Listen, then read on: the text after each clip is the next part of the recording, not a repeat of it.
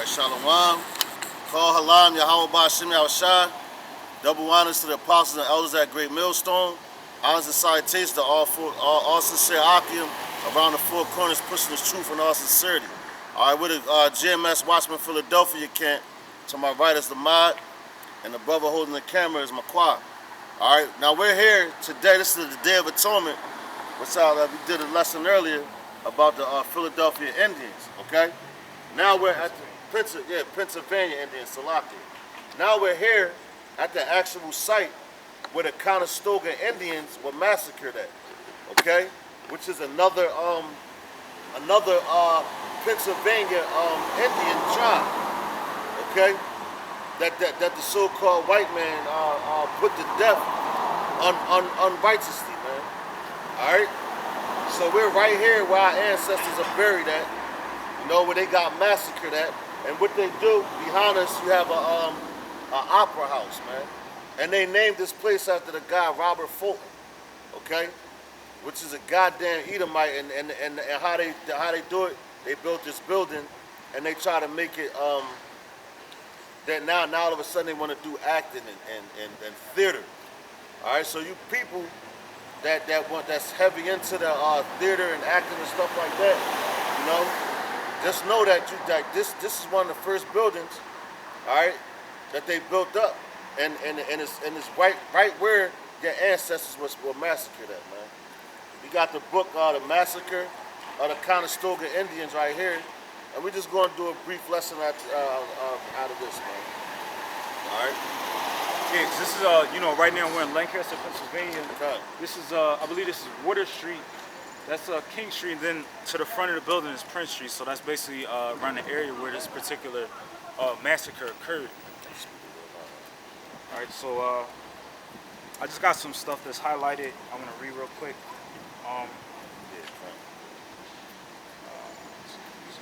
Yeah, these are some articles, because it's a bookstore called Dark Star Bookstore that's I think it's on Lime Street, and it basically you know, these articles were already in there because this book was I guess donated or whatever by, I think, the actual some type of news reporter or something like that, okay, and that lives in Lancaster.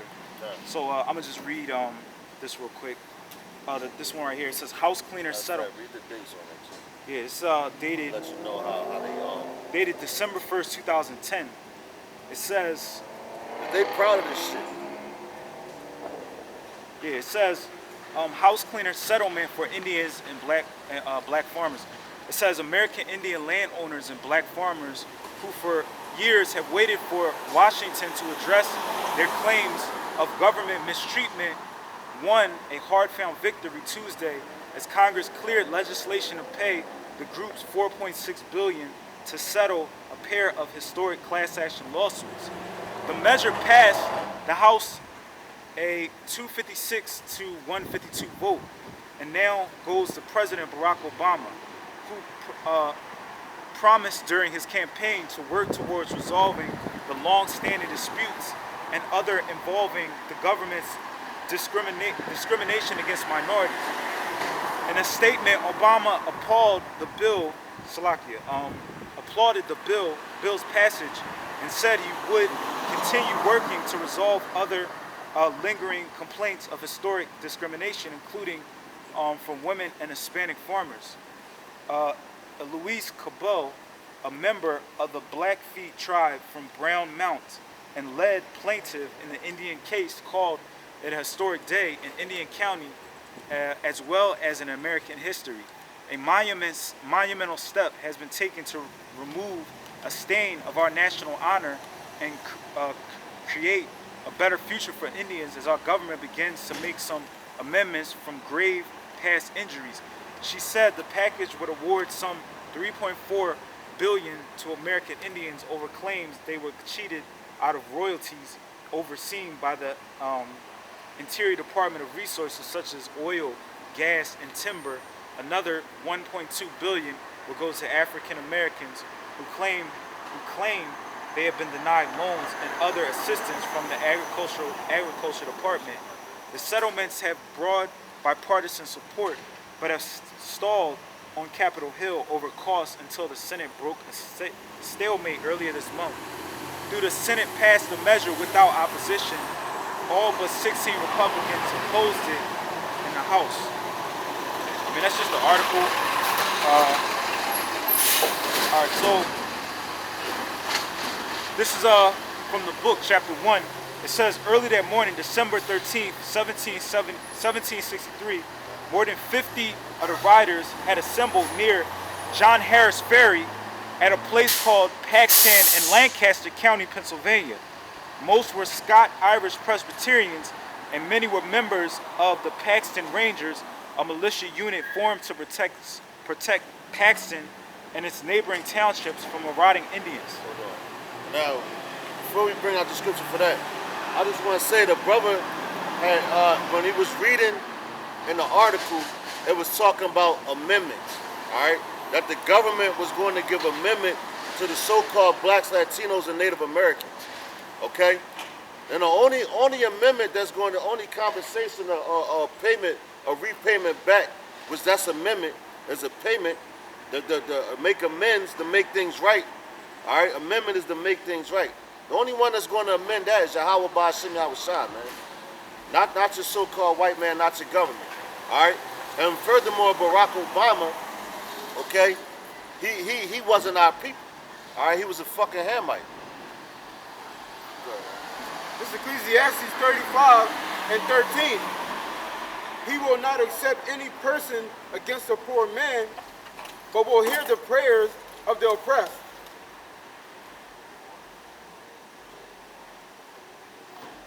What were you trying to get?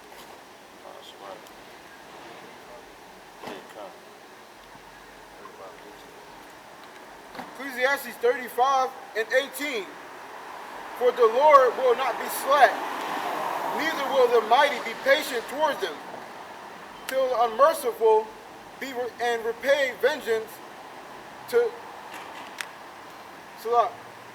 For the Lord will not be slack, neither will the mighty be patient toward them, till he have smited and sunder the lions of the unmerciful, and repay vengeance to the heathen.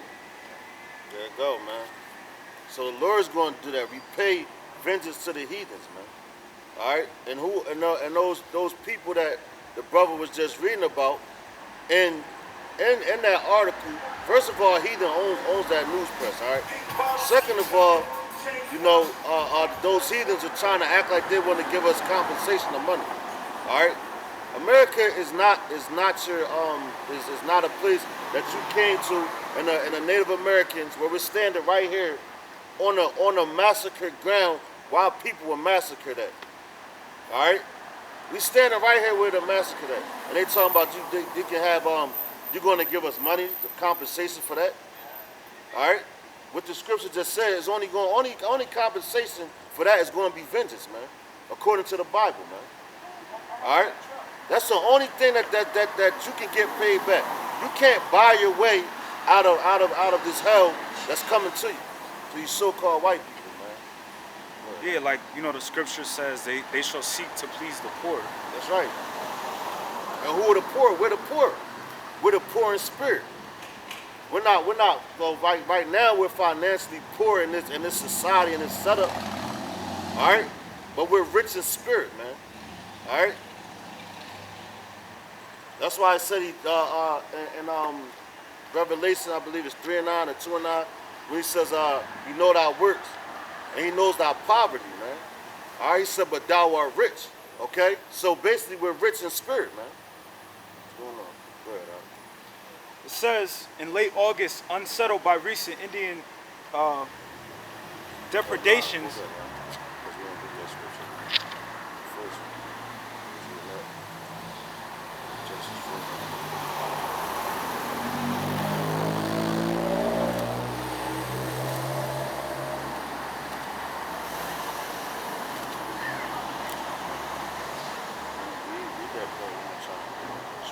It says, early that morning, December 13th, 1763, more than 50 of these riders had assembled near John Harris Ferry at a place called Paxton in Lancaster County, Pennsylvania. Most were Scott-Irish Presbyterians, and many were members of the Paxton Rangers, a militia unit formed to protect Paxton. Right. So this is Genesis chapter 49 and 18. It says, I have waited for thy salvation, O Yahweh Ba'ashem Yahushai. Verse 19. Gad, a troop shall overcome him, but he shall overcome at the last. So Gad is the so-called North American Native Indians, or Native Americans. All right, which right now we come and keep saying this because this right here is this is going to be spiritual, man. Because we're standing on our ancestors where they were massacred at, man. All right, brutally taken out, unarmed women and children and men were massacred right here where we're standing at, man. And you got these Edomites walking up and down the street. Then you got when the brother was reading, it said Lancaster County, the Lancaster County cop rolled past us. All right. So the same thing that happened back then, but we gonna overcome you this time.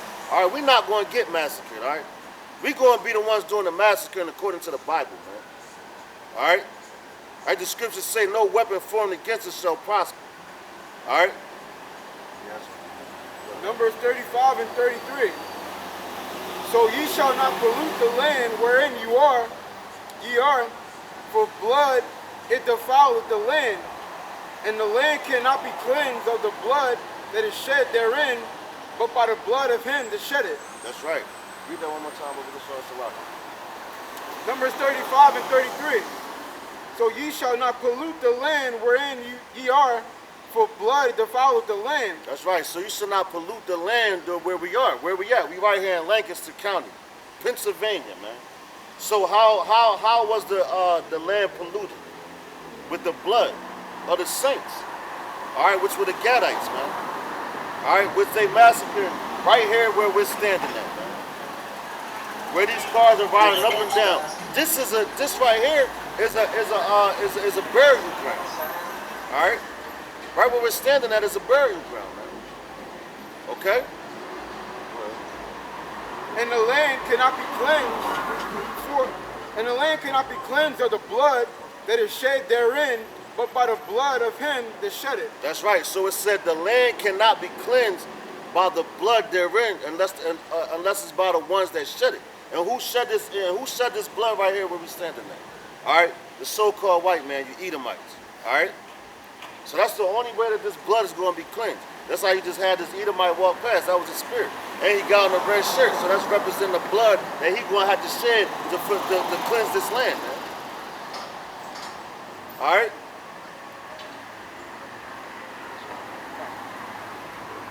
Because you Edomites, man, y'all really think that this is a game, this is a joke, and this is entertainment. All right? Now, because we came out here to do a lesson, now you got all these Edomites want to walk up and down the street.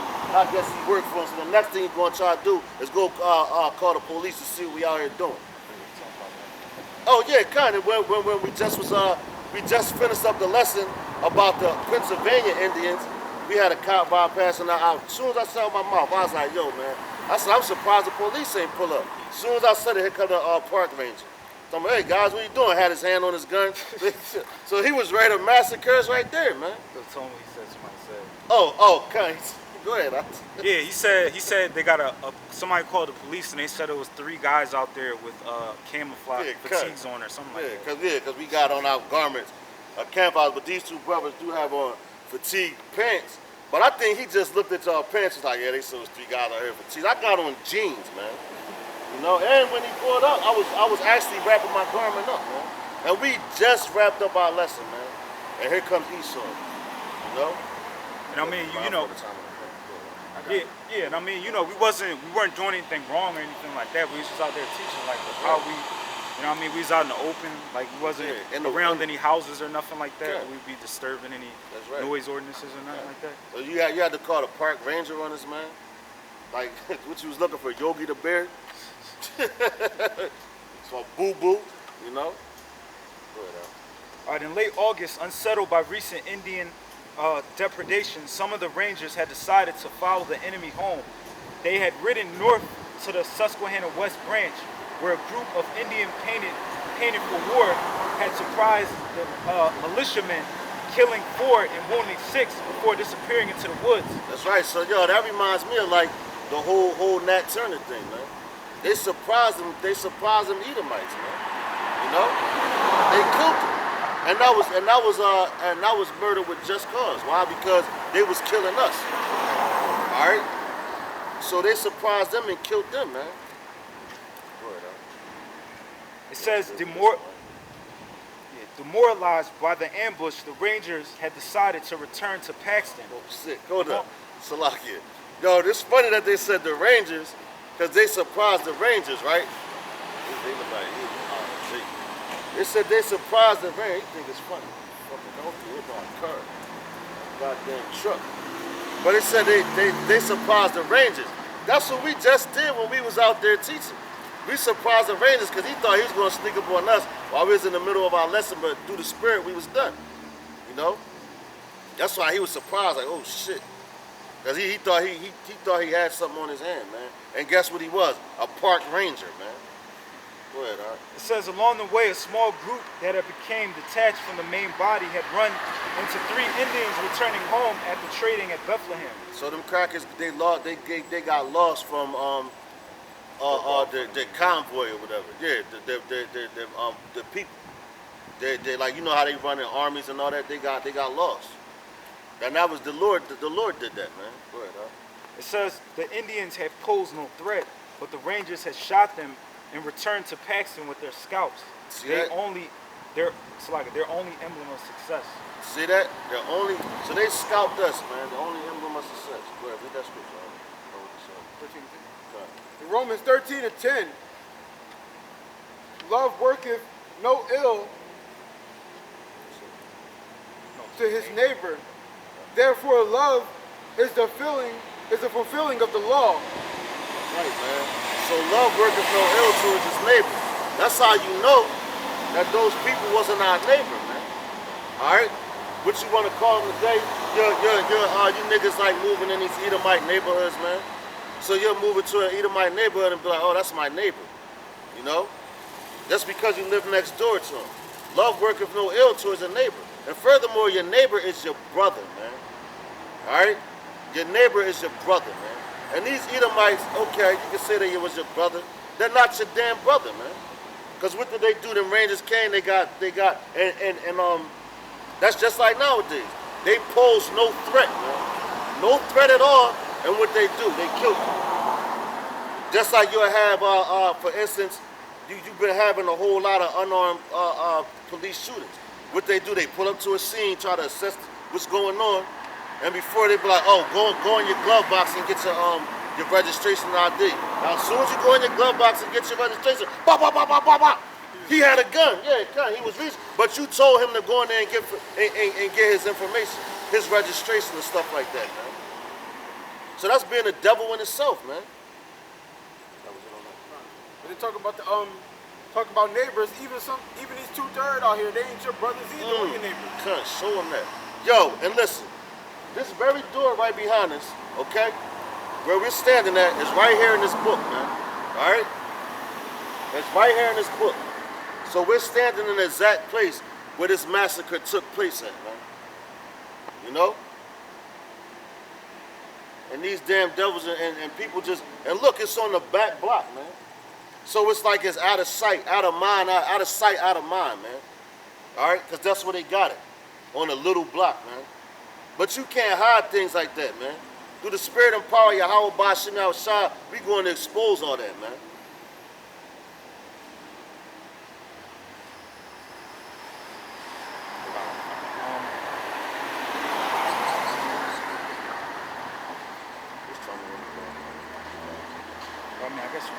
I got this one. It's kind of tells you. You want to get into that now? This is from the book we was reading earlier, Indians of Pennsylvania, real quick. This is basically it's talking about the Paxsack boys, which were the group that I, basically described earlier, referenced earlier. So I'm gonna bring out That this escape until. from the convoy. Yeah, I mean the pack said, yeah. So it says a breed of Indian haters, which since the beginning of the French and Indian War had been growing up on the Pennsylvania border, was brought to maturity by fears inspired during Pontiac's War. The Paxtack Boys, so-called because the core of them came from Paxton or Paxtack, Harrisburg district, provided the most notable example. Their guiding spirit was not the Reverend John Elder, pastor of the Paxton Presbyterian Church, though he had been blamed for the excesses committed by some of his parishioners. John Elder was no pacifist, but he tried to restrain the wilder spirits about him. The ringleader was the excitable Lazarus Stewart, an elder in the church. On December 14, 1763, the Paxtack Boys murdered 6 peaceable and defenseless Indians at Conestoga, where a remnant of the Susquehannocks, with a few other Indians, had been living quietly under the protection of the Pennsylvania government. A few days later, on December 27th, the Paxton Boys entered Lancaster unopposed, and butchered the remaining 14 members of the Conestoga community, most of them old men, women, and children. There is a tradition in Brecknock Township, Lancaster County, that one of the Conestoga Indians had escaped both massacres, was secretly given protection for the rest of his life on a farm near Alleghaneyville. Dad, you know what that sound like? That sound like protective custody. All right, what they do right now, when somebody do something, they snitch or whatever. Now they seeking after the government's help or the authorities' help to try to hide, man. All right, but check this out. I got a scripture for you, brothers, because the Paxton Boys said that they were Indian haters. All right, which those people are our enemies, man. All right, go ahead, up. This is Psalms 38, 138, 139, and 21. Do not I hate them, O Lord, that hate thee? And am I not grieved with those that rise up against thee? Okay. I hate them with perfect hatred. I count them mine enemies. John, that's right, man. We hate them with perfect hatred. They hate us, we hate them, man. You know? And he said we count them as enemies, man. All right? Because that's who they are, man. All right? That's why they did the things that they did to these Native Americans, the so-called Native Americans, which is the Conestoga Indians, man. All right? The Conestoga Indians were massacred right here where we stand, man. Okay? By who? Esau, the so-called white man. All right? And then they build a theater on top of it where they have all type of plays and whatever the hell they got going on in this building, man. And they want to act like it's like nothing never happened here. Like a massacre never happened in this place, man. Of innocent Indians, men, women, and child. All right?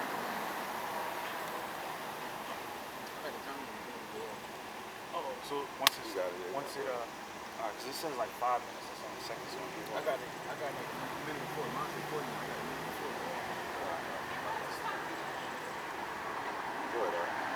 It says, as time passed, the Conestogas adopted the customs of many of their neighbors and increasingly looked much like them.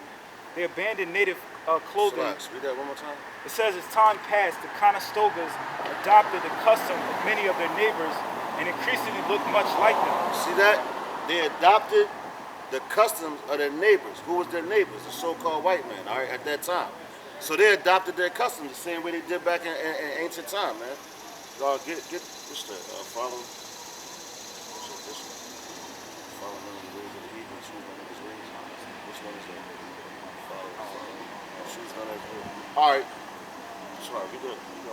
It says, as time passed, the Conestogas adopted the custom of many of their neighbors and increasingly looked much like them. Started looking like them, John. That look like today, man. What do Jake do today?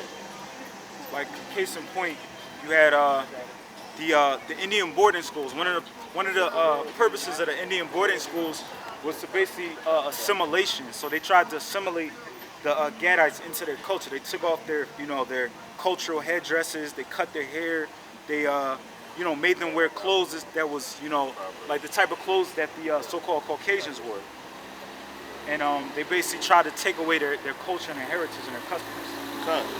And yeah, so they started wanting to be like the heathens, man. The same ones that was killing their ass, man, and wanted to look like them. And that's symbolic of to today. What do our women do? They go out, they want to dye their hair blonde, bleach their skin, all right, put in blue contacts, even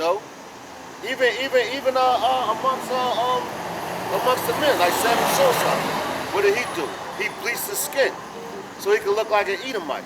Put blue eyes in his eye, in his face, man. All right. It's Jeremiah 10:2. Thus says the Lord, learn not the way of the heathen. That's right. Learn not the way of the heathen. Go ahead. And be not dismayed at the signs of heaven, for the heathen are dismayed at them. That's right. Be not dismayed at the signs of heaven, for the heathen are dismayed at. That's why they be doing all them other following after stars and all that, man. Go ahead, Al. For the customs of the people are vain. That's right. For the custom of the people are vain, man. So everything that them heathens do, man, the so-called white man, is vain, man. All right. And we're the most